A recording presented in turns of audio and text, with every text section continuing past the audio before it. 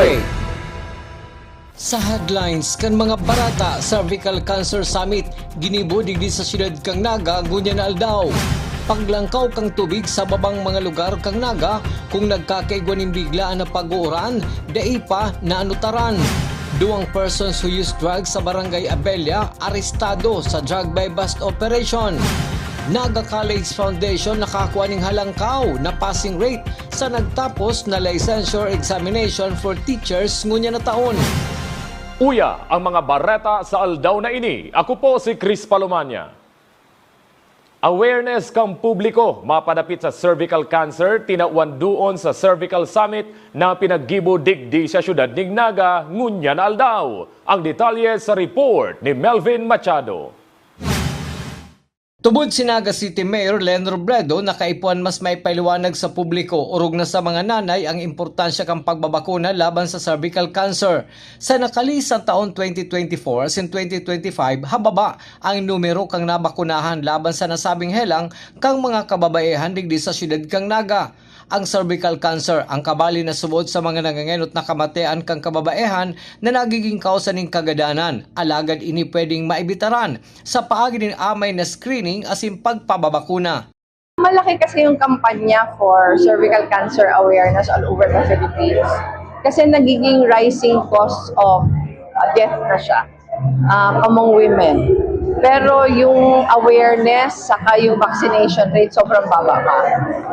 Kaya tayo naman ito yung parang contribution natin. Thank you to MSD. Ito yung contribution natin to raise awareness. Pero tingin natin kailangan mas marami pang activities para yung vaccination para sa mga bata tuloy-tuloy. Parang last year 2 years ago, naka 43% lang tayo. Ang target sana natin, 90. Tapos, last year, naka 40% lang. So, gusto sabihin, talagang kailangan pa ng mas malaking kampanya para ma-reach natin yung target. Presente sa aktibidad kasubagong aga sinda DOH Yusek Glenn Matthew Bagaw, DOH Bicol Rosa Maria Rempilio, mga barangay officials kang Naga, barangay health workers asin iba pang sektor na magiging katuwang kang DOH sa kampanya laban sa cervical cancer. Sa lado kang departamento kang salud sa Bicol, may target na subot sidang bilang na dapat mabakunahan huli ka naglalangkaw na numero kan mga nagkakaigwan ng cervical cancer. Mas marhay man subot na mabakunahan ang mga kaakian. Kinakailangan natin yung purposive na pagkampanya na number 1, magpa-screen sa mga beyond, from 30 years old, magpa-screen sila, and then pag na-screen, kung halimbawa man na merong makita, that will be detection, and then diretso treatment. Kasi hindi na sila pwede sa HPV vaccine. Ngayon, sa ating mga school-age children, from 9 to 14 years old, dito magandang mag-vaccinate purposively kasi nga hindi pa sila na-expose sa any sexual activity kasi may predisposition ang cervical cancer sa mga sexual practices. So habang maaga, mas magandang magpabakuna. So ito yung hinahabol natin na mga kabataan kasi alam naman natin, reality siguro dahil na rin sa social media, pabata ng pabata ang na-expose sexual activities ng maaga. Ginibuman kasubagong agang ceremonial vaccination sa anom na kaakian na babae na kaibahan ang sa mga magurang para labanan ang cervical cancer sa hobi na edad. Para sa GNN TV 48 Naga, Melvin Machado, Newsbreak. Mientras tanto, dakula subuot ang tabang kang media para maimpormaran ang publiko dapit sa importansya kang pagpapabakuna laban sa cervical cancer. Susug ki Mayor Leni Robredo, may mga magurang na nag-aalangan na pabakunahan ang saindang mga aki urog na sa mga eskwelahan na pinagdadayo kang mga taga-DOH. Tundag pasubot ini kan mga nadadalan sa social media tungkol sa epekto kang vaccine na daiman totoo. So ito, kaya kailangan namin yung tulong ng media na unang-una ipaalam kung gaano ito ka-importante. Pangalawa na safe ito. Ano yung vaccination safe? Kasi I think na parang ano pa to, resulta pa siya parang nung COVID, nung pandemic, na marami na papanood sa YouTube, na may agam-agam sila tungkol sa vaccination. Kaya tingin ko kailangan natin pagtulungan. Kasi sayang yung opportunity na yung DOH binibigay siya ng libre, available naman yung vaccines, tapos ayaw ng tao. Sa ibang issue, pinag-monitor kang lokal na gobyerno kang Naga ang mga hababang lugar kang syudad na pirming naglalangkaw ang tubig hali sa mga kanal kung nagkakaigwaning bigla ang pagbulos kang uran. Susug kay Mayor Robredo, maski nagkaigwaning pag-uran kan sugma, mayo man subuot na i-report na nagsupay ang tubig hali sa mga kanal kang hababang porsyon na barangay kan Naga. Si Julian Militon, itong sa mga sisityo Magaygaya, may mga pictures na papadala sa ko. Pero ngunyan, sinabihan ako kansarong barangay official from Del Rosario na itong pigparalinigan kan si Huring pagbaha a few months ago. Nagbaha pa lang kasuod man, nahiling. Pero ang sabi niya, kang binuksan, kasi tinukdoan ta na sinda kung paano maglinig. Kang binuksan, iniyan sa may Vista Mall. Kung mahiling nindo, ayun ni sila ugan sa may GSIS. May iskinita dyan na palaog, na may creek sa laog. Kaibanan ko si Councilor Aris, nagparalinig dyan si grupo ni Councilor Aris, nalinigan niya. Pero kasuod tinukdoan mo na sinda kung paano gigibuhon, kang binungkal ninda itong drainage cover, digdi sa may Vista Mall. Grabe na ang basura, may mga tarpaulin, may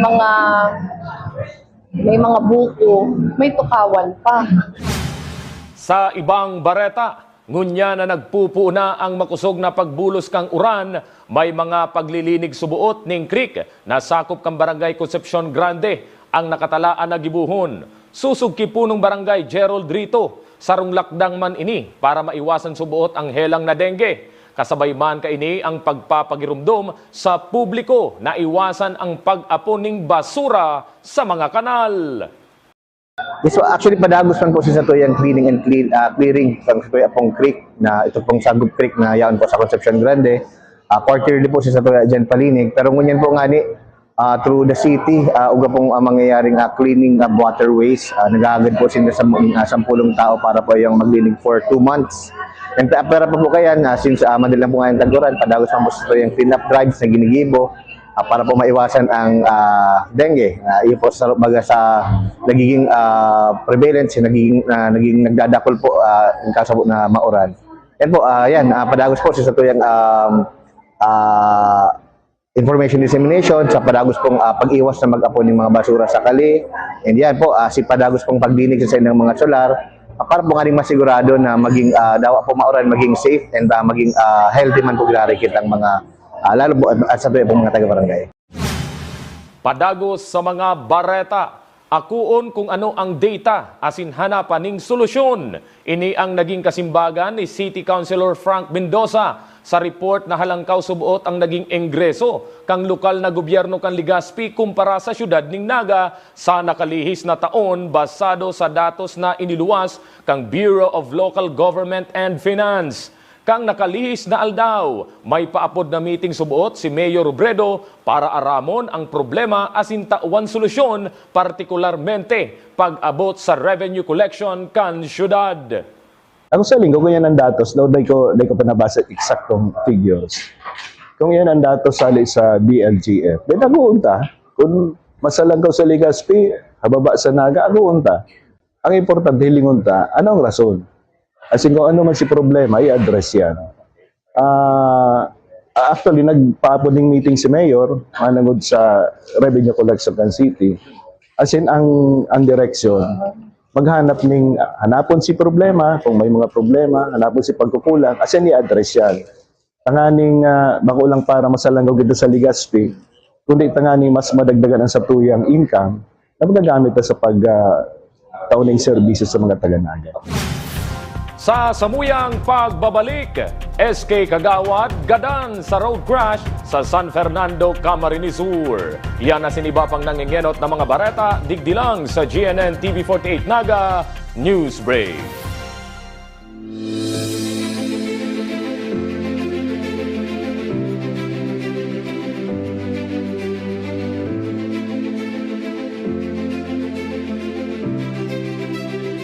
different backgrounds, one premier education. Here, there are no borders. This is our school. This is our home. Beyond borders, beyond barriers, from Bicolana dreams to international horizons. NCF is where everyone belongs.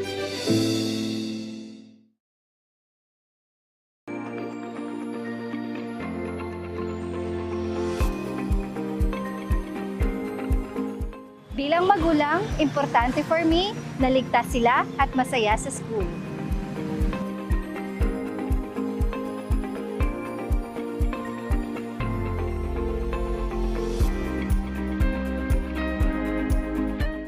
At NCF, the energy just feels right. You come for the school, but stay for the people.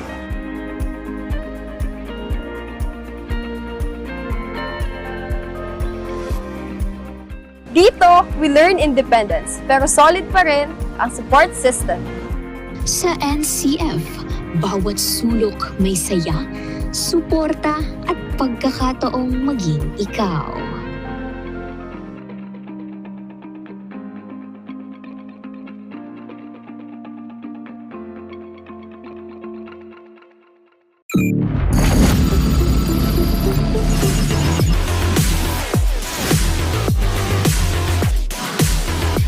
Invest in your dreams. We'll handle the innovation-powered excellence. This is how we lead the future.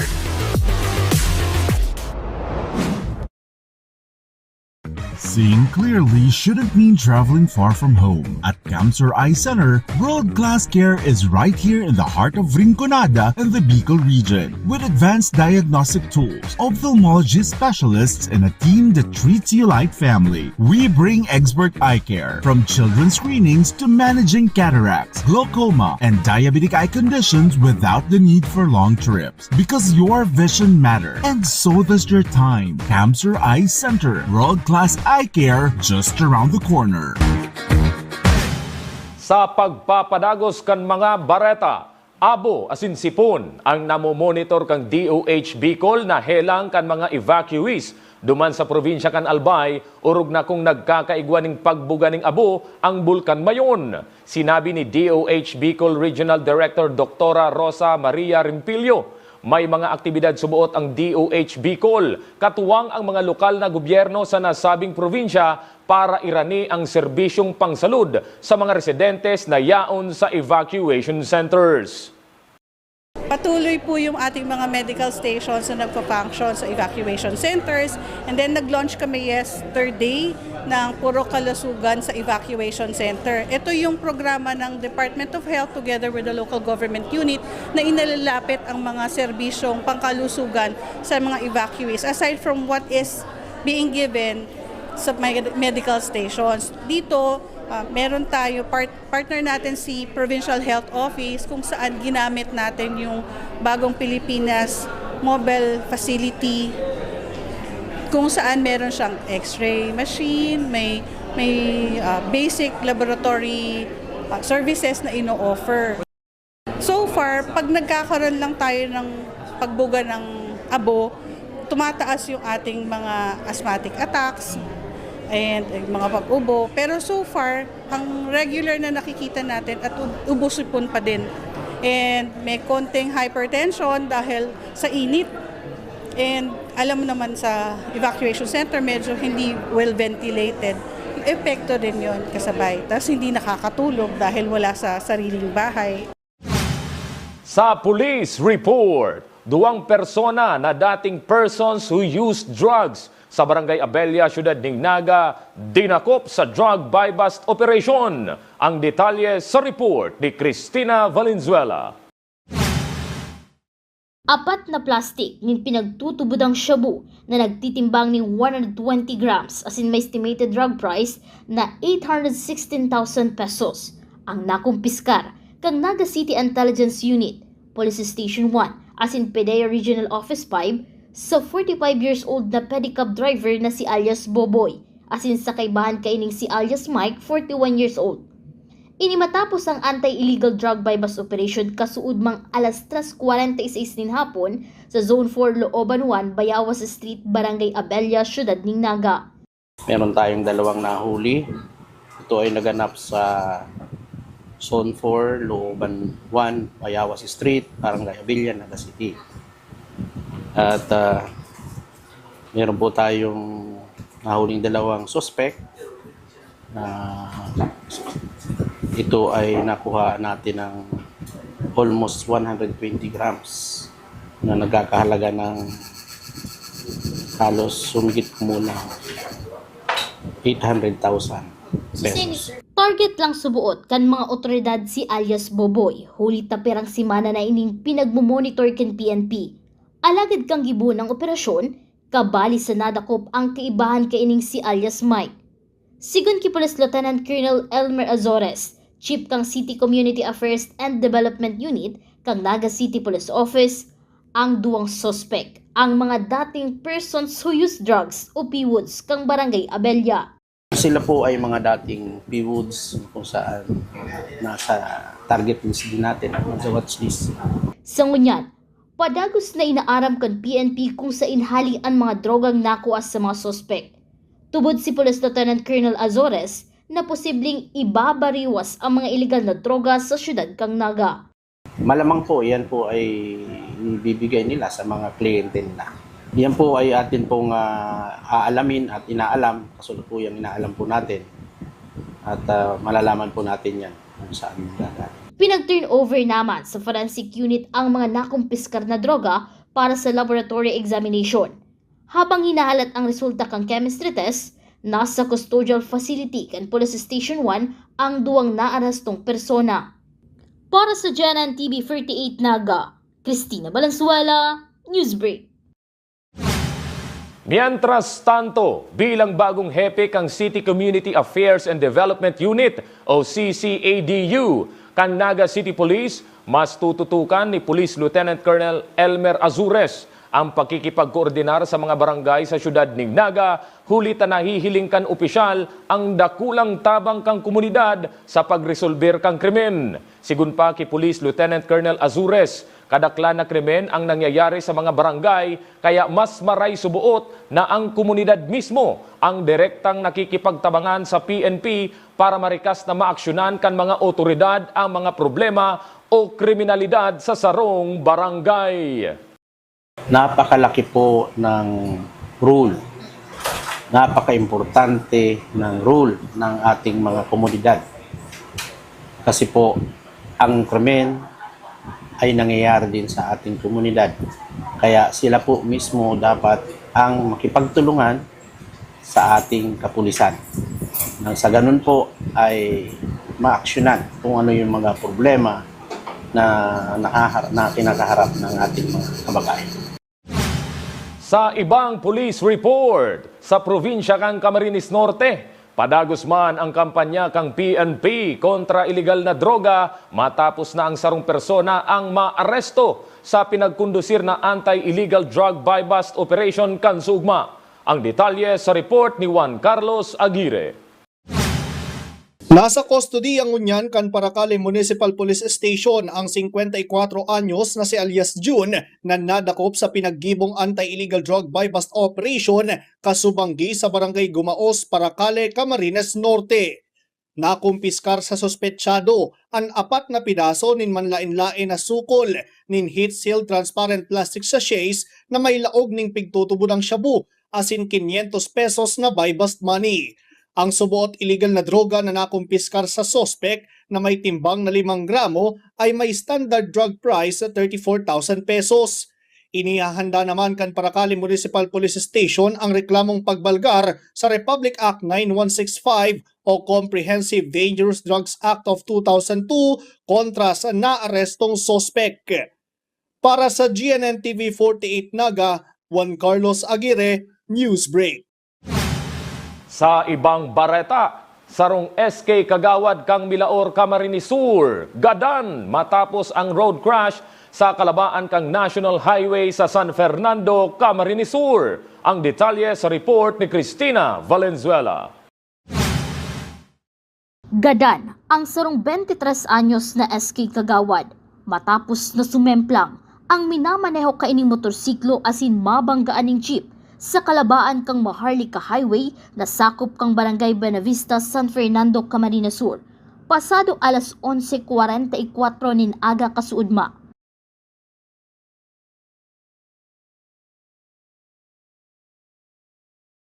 Basado sa CCTV footage na hali sa MDRRMO San Fernando, mauran asin mahalnas ang tinampo habang marikas na binabagtas kang motorsiklo ang lugar.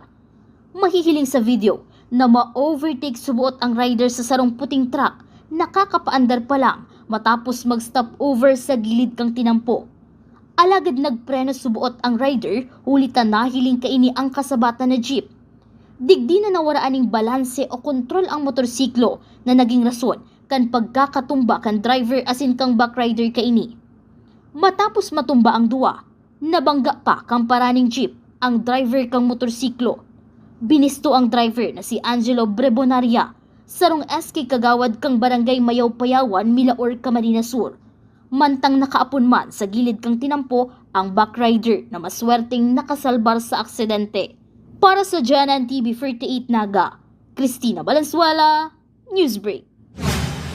Naga College Foundation nakakuha ning halangkaw na passing rate sa nagtapos na Licensure Examination for Teachers 2026.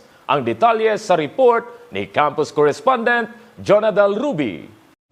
96.15% ang passing rate kan Bachelor of Secondary Education, as in 90.91% man sa Bachelor of Elementary Education ang nakuha kan Naga College Foundation College of Teacher Education sa nakalihis na Licensure Examination for Teachers. Sigun kay Dr. Onward Ugnita, Dean kad seated, dakulan mga factors kan tarayumpo nindang ini. Kabali na ang pag-enroll kan mga estudyante sa sarong review center, asin ang padagos na suportang itinatao kan NCF. One is our fourth-year students enrolled in CBRC are actually attending regularly the review conducted by the center, and I think it can also be attributed to the constant monitoring of the dean, myself, because I usually monitor them every week, and also with the help of the program chairs are also monitoring po the attendance and also the performance of these students. First that we usually do is ask the CBRC to provide us with the results of the diagnostic testing that they have conducted prior to the review.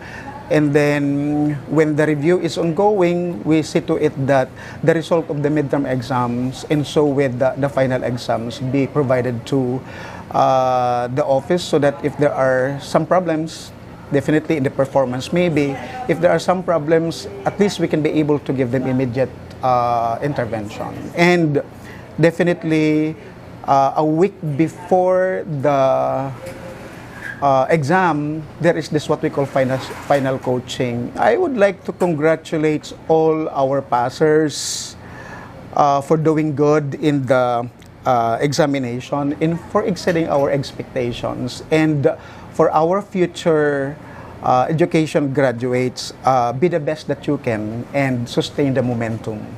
Karibay kan puyat, pagal asin iba pang sakripisyo kan mga estudyante, pinatunayan nindaan sa indang tibay asin dedikasyon sa pagtukdo. Ang sa indang napiling propesyon. Para sa GNN TV 48 Naga, Jonadal Ruby, Newsbreak. Yan ang mga bidang baretang nakalap kang mas pinakusog na puwersa kang GNN TV 48 Naga News and Bicol Affairs. Dahil malingaw na i-follow ang samuyang official Facebook page, GNN TV 48 Naga. Padagos kaming mahatod ding mga baretang garantisadong nangingenot asin napapanahon. I-hit ang subscribe button sa samuyang official YouTube channel, GNN TV 48 Naga, para updated kita sa mga bareta asin istoryang bida ang Bicolano. Ako po si Chris Palumanya, asin ini ang GNN TV 48 Naga News Break. Sa NCF, tambayans are not just tambayans. They are a place to vibe with your people. It's where Tigers connect. And sometimes, it's also the best place para huminga.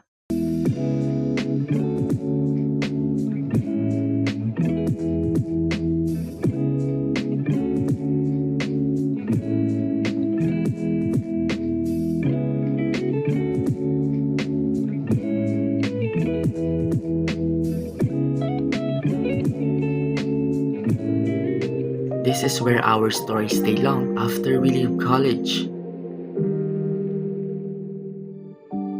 The quiet witness of how we built our future.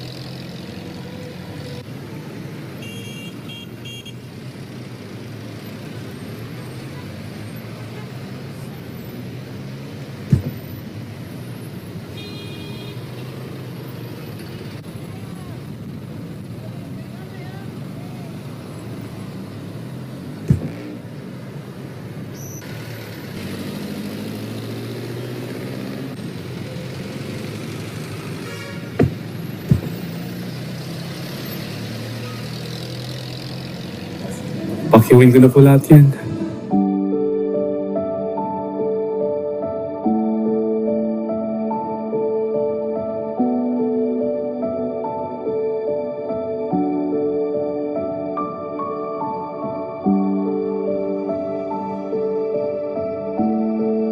Humble beginning, global end. NCF, world-class affordable education for every Filipino family.